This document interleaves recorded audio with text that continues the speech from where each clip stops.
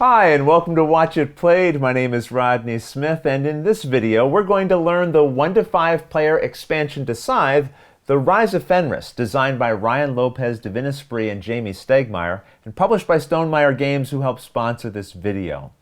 If you want to learn how to play the core game of Scythe, which is required for this expansion, you'll find a link to that video in the description of this one. But here, we're going to be looking at the Rise of Fenris, and there's a couple of different ways you can play this. One is through an 8-episode campaign with a changing storyline that unfolds as you play. You'll unlock new rules and game components as you go, and when you finish the campaign, you can reset everything and play it all again.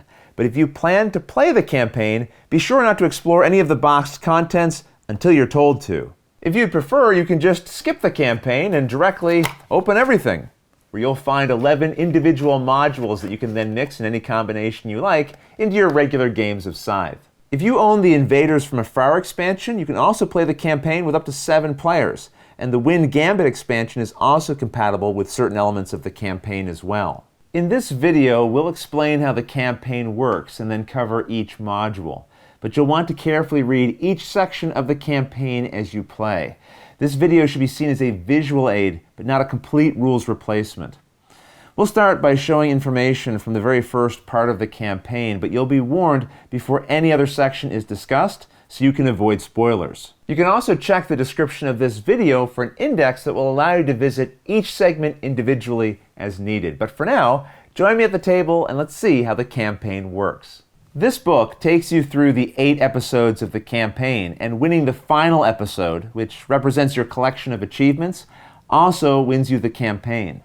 Now, it's recommended that you have the same players throughout the sessions, but you can also add and remove players as explained here on page 2. After reading through these materials, and when you're ready to get started, you can begin by reading the backstory found here on page 8, and this explains the setting for the campaign leading into the first episode here. Each individual episode will also include more narrative that advances the story, along with a summary and special instructions for the setup. Other special rules may also be introduced here that should be observed while playing, including how the end of the episode will be triggered. Each player will be given one of these campaign log sheets, and while your faction and player mat will be dealt randomly to you as normal, you'll record the faction you receive here, as you'll control it during future games, though the player board will continue to change. At the end of each episode, you'll add your end game coins to your total in this wealth section, which you'll be able to spend during the campaign, adjusting the total as necessary.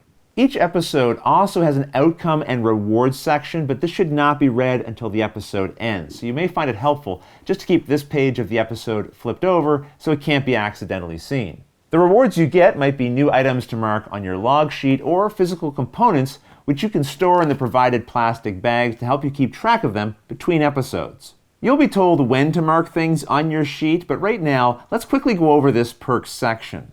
At the beginning of each new episode of the campaign, you'll be able to spend $15 from your wealth, and that will allow you to purchase a single perk that you'll then have for that episode.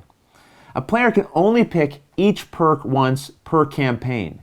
So if I chose to start with 2 extra popularity after spending 15, I could not choose this perk again at the start of a new episode. I'd have to pick something else. Also, even if I had enough wealth to buy several at once, at most, you can only purchase a single perk per episode. Let's also discuss this triumph log. At the end of each episode, you'll check off the first empty box beneath any symbols on the triumph track where you placed a star.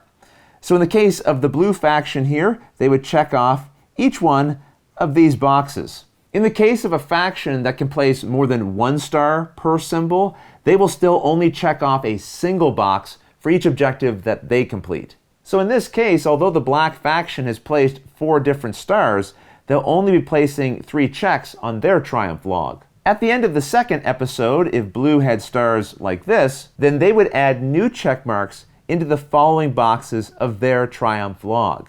At the end of the campaign, for every row and column that you have completely filled in, you'll gain a $25 bonus to add to your final score. With that understood, you're now ready to begin the campaign, starting with a read-through of the backstory here, or jumping straight to page 14 and the first episode. The individual episodes, the setup instructions, and some other rules related to them all leave for you to discover on your own when you're playing the campaign. But the rules for the various modules that get introduced during the campaign, those we're going to go over right now. So you can stop watching here if you'd like to save those to be a surprise for when you're playing, and then you can come back here and check the index of this video to quickly jump to that module and learn it at that time. But for the rest of you who'd like to see all of that right now, come back to the table and we'll continue. First up are all of these mech mods, which are found on this punch board, which is labeled 2 of 6. At the end of each episode of the campaign, after calculating their wealth, players will each draw 2 random tokens from the supply.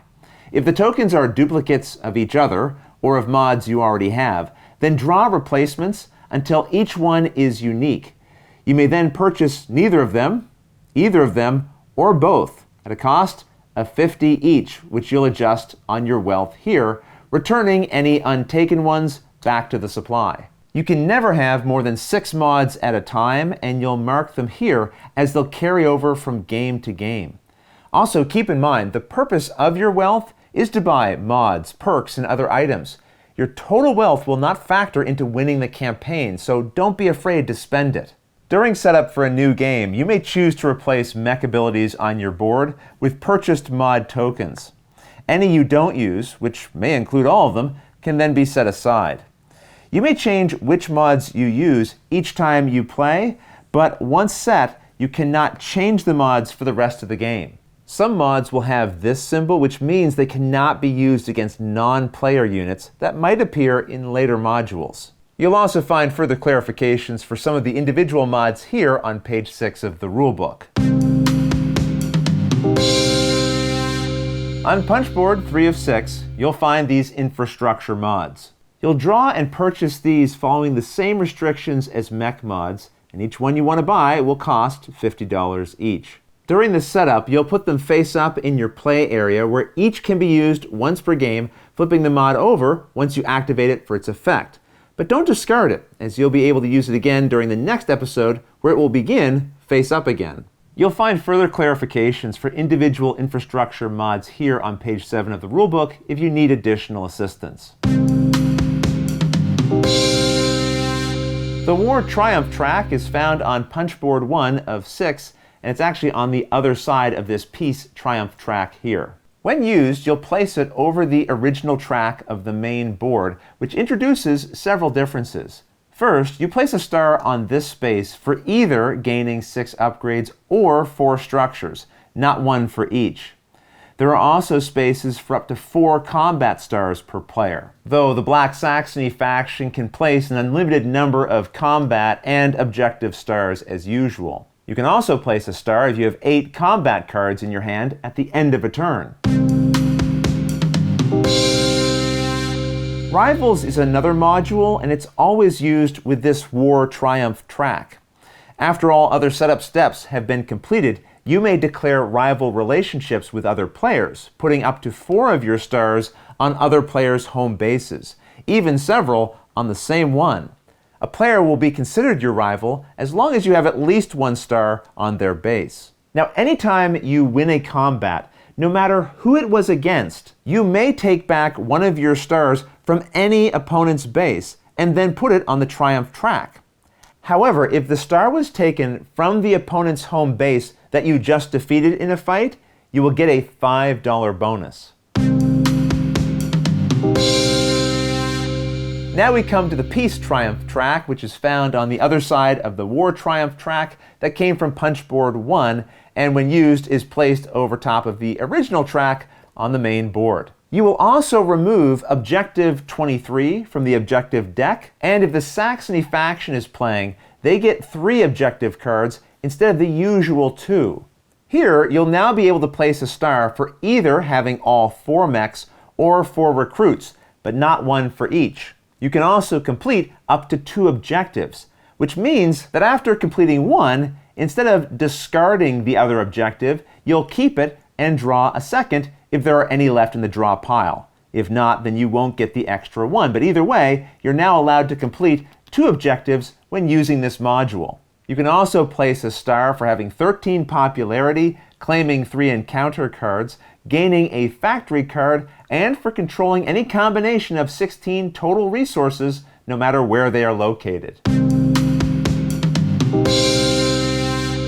Another module is Alliances, which uses these pieces from Punchboard 1. Each player starts with one of these alliance tokens showing their faction, returning any unused ones back to the box. You should also ensure that your token starts with its faction symbol face up, not the side that shows a $10 coin. At any time during your turn, you can propose an alliance with another player as long as you both still have your own alliance tokens, at which point, if they agree, you'll both exchange tokens and gain the coin bonus showing on the one you received. So the player here receives $9 in coins, while this one gains 6. Now, as printed here, you'll be able to use your ally's faction ability along with your own. But if you ever attack an ally or force their workers off a territory, you must flip this token over, losing the option to use their ability, though they will keep your token face up and can continue to use your ability unless they attack you.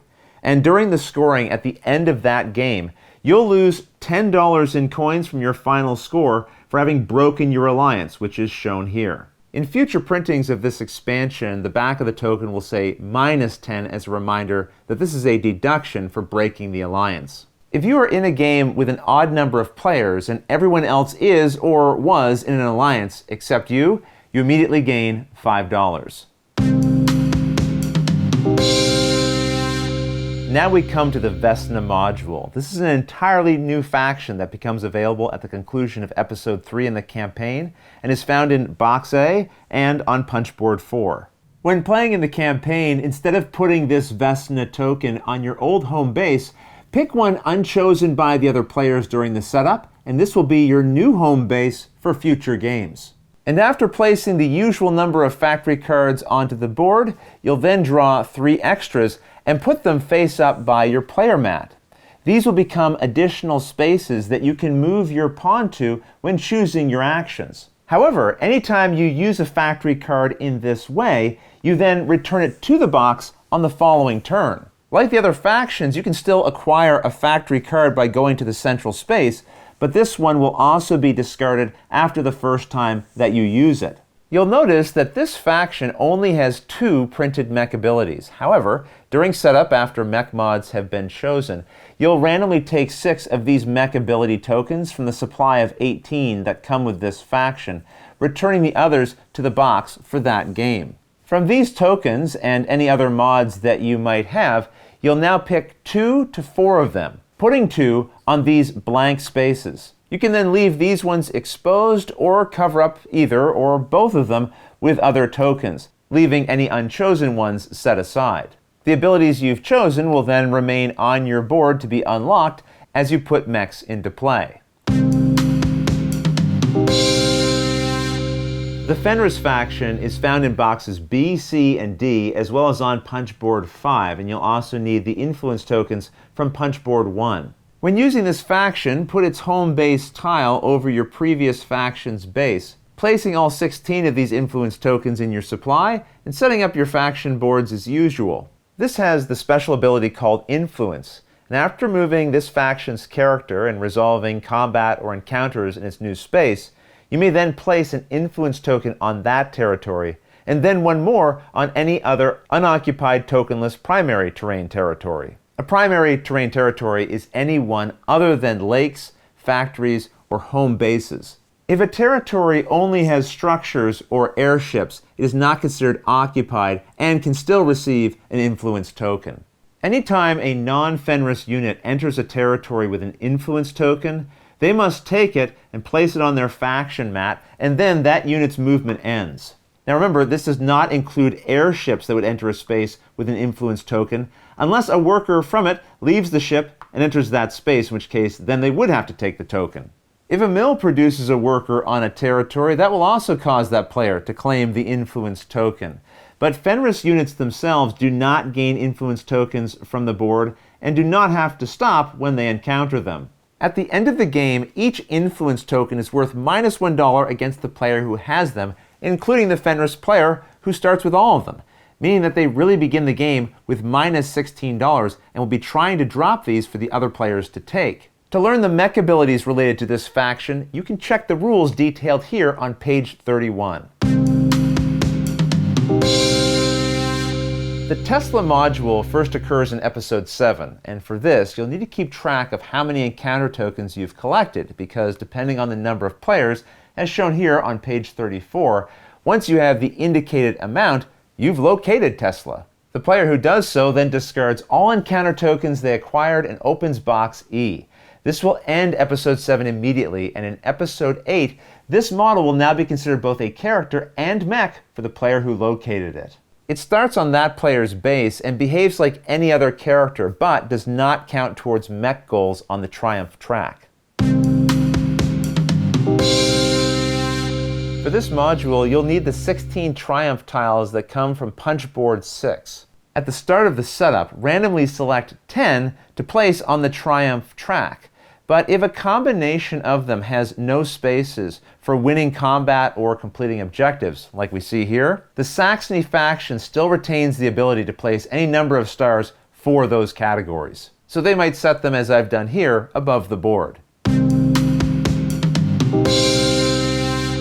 Mad Tesla comes from box E, as we saw before, and you'll also need this tile from Punchboard 6. This figure represents a unit that is not controlled by any of the players, and it is put on the factory during the setup. Then you discard the top 2 cards of the combat deck. Now put an unused faction's popularity token onto spot 16 of the power track to indicate Tesla's health, and this will not be spent during combat. Mad Tesla will always take his turn last, so put this tile between the last and first player seated at the table as a reminder. On his turn, you'll roll this die, placing it here, and moving him 1 space in the direction as shown around this hexagon. So in this case, he would end up here. If this is his first movement and it doesn't initiate combat, roll and move Tesla again.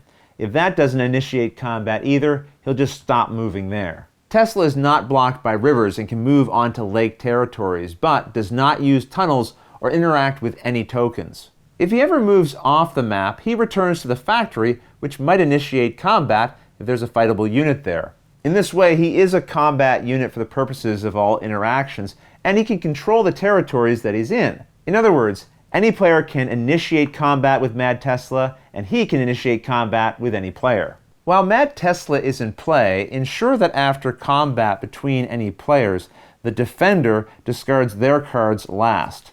This will matter later, as we'll see. A player who starts combat with Mad Tesla immediately gains 1 popularity, and then sets their combat dial and picks cards as usual. Mad Tesla's power will be equal to the top 2 cards found in the combat discard pile, so 6 in this case. And players can freely look through the discard pile at any time. Mods and abilities marked with this icon do not apply to combat against Mad Tesla. There is no way to reduce his power or his access to these combat cards. Now roll this die and place it on the combat slot of Tesla's tile, adding that number to the sum of the 2 combat cards in the discard pile to get his total combat strength, in this case 7. If you lose, resolve a loss as normal and retreat Mad Tesla back to the factory, which might start another combat. On the other hand, if you win, you immediately gain 1 popularity and place a combat star on the Triumph track if possible. Then reduce Tesla's health on the power track by the difference between your 2 combat totals, or reduce it just by 1 in the case of a tie. If you ever get his power to 0, then he is destroyed and you gain $10. But if he is not destroyed, he retreats back to the factory, where a new combat could begin. All of the modules I've listed so far will appear in the campaign, but be sure to read through each episode of the campaign thoroughly as you play, as they will have additional rules I have not covered in detail here. Each will also have separate rules for how to play the campaign solo as well. If you want to use any of the modules outside of the campaign, page 50 and 51 will explain to you how to do this. And you'll also find rules for a fully cooperative way of playing Scythe on these 2 pages, as well as rules for playing multiplayer games that include factions not controlled by any player. These added modes I'll leave for you to discover on your own, but I will also include a link in the description of this video to the Frequently Asked Questions document for Rise of Fenris, which you should check over for other updates to the rules not covered in the rulebook. You can also find forums for discussing the game, pictures, other videos, and lots more over on its page at Board Game Geek, which I'll put a link to in the description below. But until the next episode, thanks for watching.